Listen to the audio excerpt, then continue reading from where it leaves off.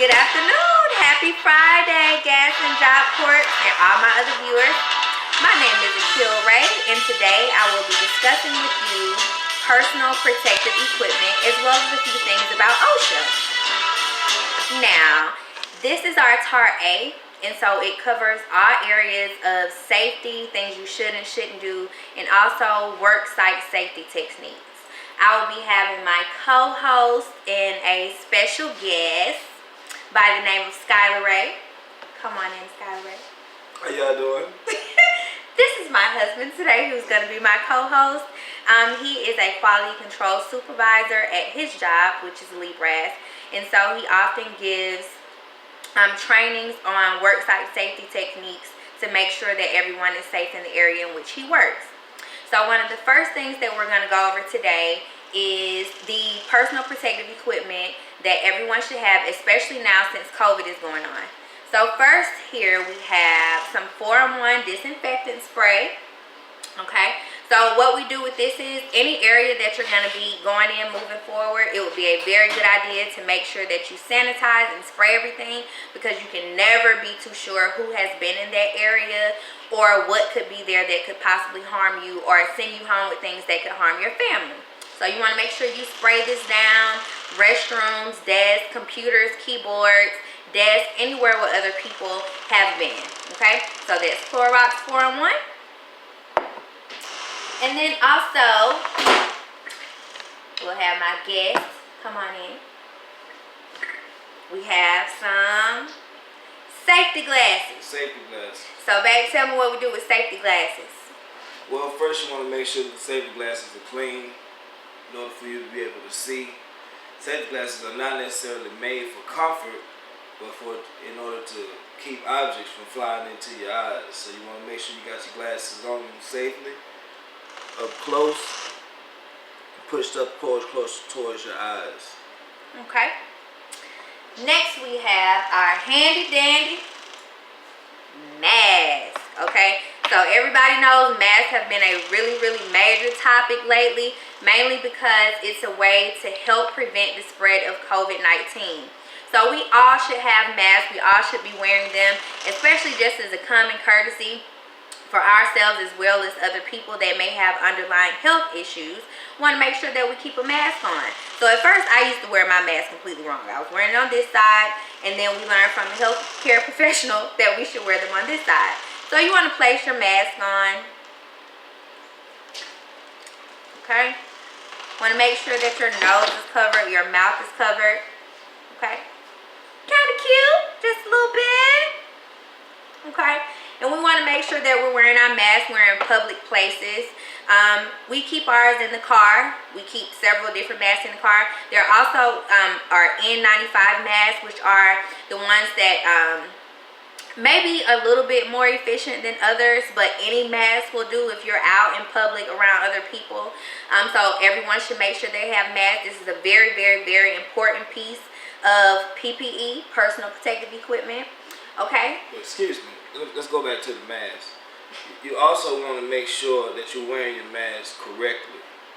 Like most people wear their mask under their nose, or some people you go out and you see them wearing their masks like this. That's totally inappropriate. Wrong. You might as well not even wear a mask. So if you wear a mask, you want to wear a mask properly over your nose and over your mouth as well. In order to see, you want to be able to pinch the wire that's in there towards your nose. That way it's covering your nose and you can see over it, and it's not blocking your vision. And you want to wear it as comfortably as possible. But I just, seeing people like this, it does no good, because it's, you're allowing germs to get in your nose, which is in your nasal cavity, which is the point of, it's not the point of it defeats the purpose. Yeah, it defeats the purpose. So. Defeats the purpose. Yeah, so next we have gloves. Okay, so with gloves, you want to make sure that you're putting them on. You're dealing with any type of bodily fluids. You're doing any type of cleaning. A lot of people have been wearing gloves out. The thing about wearing your gloves out during this time is make sure you dispose of them.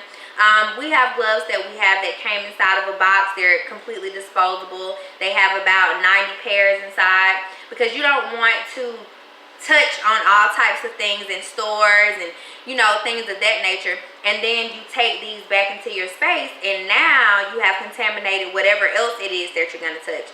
So make sure that when you're done wearing your gloves, you take them off and you dispose of them. Okay, so gloves, very important part of PPE. Okay, next we have hand sanitizer. We keep these in the car. We keep them inside of I keep them inside of my purse. Anywhere where you're gonna be, we use our hands for a lot of things. Hands are great for transferring germs. Okay, so I keep one of these in the car and on my person so that I'm able to put it on my hands. At any moment, whatever I've touched, I use it for my daughter so that she can place it on her hands as well, because we are touchy people. So we touch our face, we touch each other. You want to make sure that you keep hand sanitizer on you. This is also a very, very important part of PPE, personal protective equipment. Word of the day. Okay, all of this stuff was established by OSHA, which was created in 1970. And OSHA was created so that men and women could be safe in the workplace. It provides education, it provides training of that sort. For most of Job Corps employees, we have to make sure that we're OSHA certified every year. And it's important because you learn different things as time goes on, such as COVID-19. Now there are so many different techniques and things that are being used. So you want to make sure that you're brushed up on that and that you know all different types of ways to keep your person, yourself safe, as well as your co-workers, okay? So OSHA, Occupational Safety and Health Administration. Very, very important, okay? So next, I'm going to have Skylar speak to you about work site safety techniques, okay?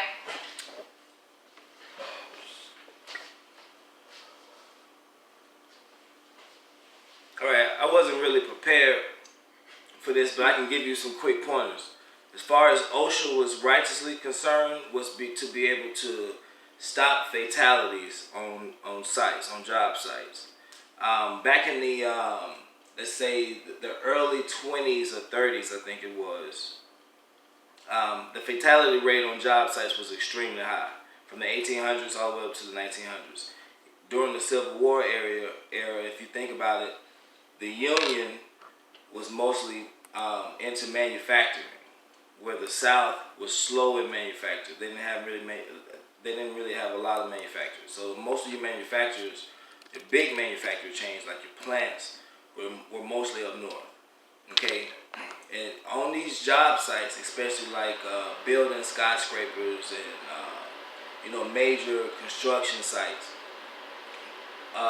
The job fatality rate was extremely high, and at this point, it was more about product over safety.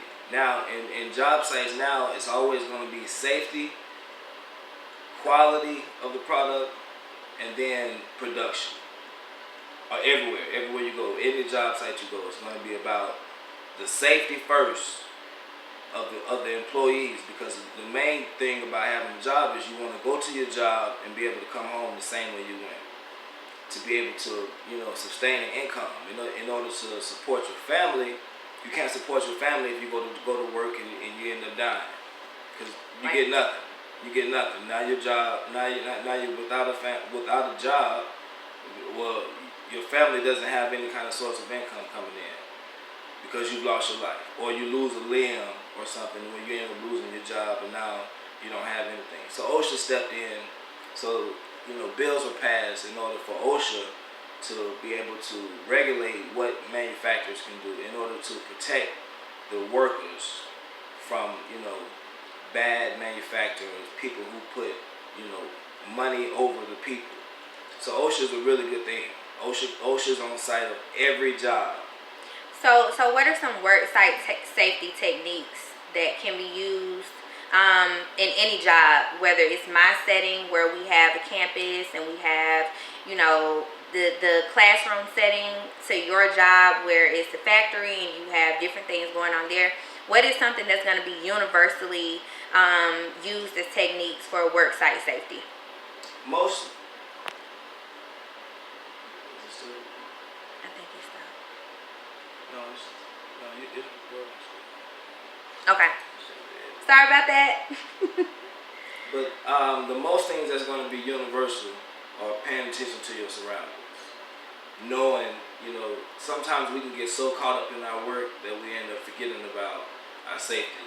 Like for instance, on my job, the offices are close to the plant or close to where they actually manufacture things. So a lot of times we're looking at paperwork and we're walking out and not knowing, forklifts can be coming by, or somebody could be moving something that's really big that could also cause you to lose your life or something. So you have to be cognizant of your surroundings, noticing signs, reading signs. That's really important. Slip, when someone's mopping in areas, making sure that somebody has the sign up appropriately in the areas that people know that, hey, this floor is wet, don't slip on it or whatever. Using water by electrical units, that's extremely important. A lot of times there are boxes on the wall, and if you notice something, if you see water or something dripping from the ceiling, make sure you let somebody know. It's always important to make sure you tell your supervisor about near misses. Near misses is something that's extremely important. Yes, in Jodhpur, we know about near misses. We have Avery there. He is the head over our security department, and we report near misses to him. He kind of has like a little reward type thing. If you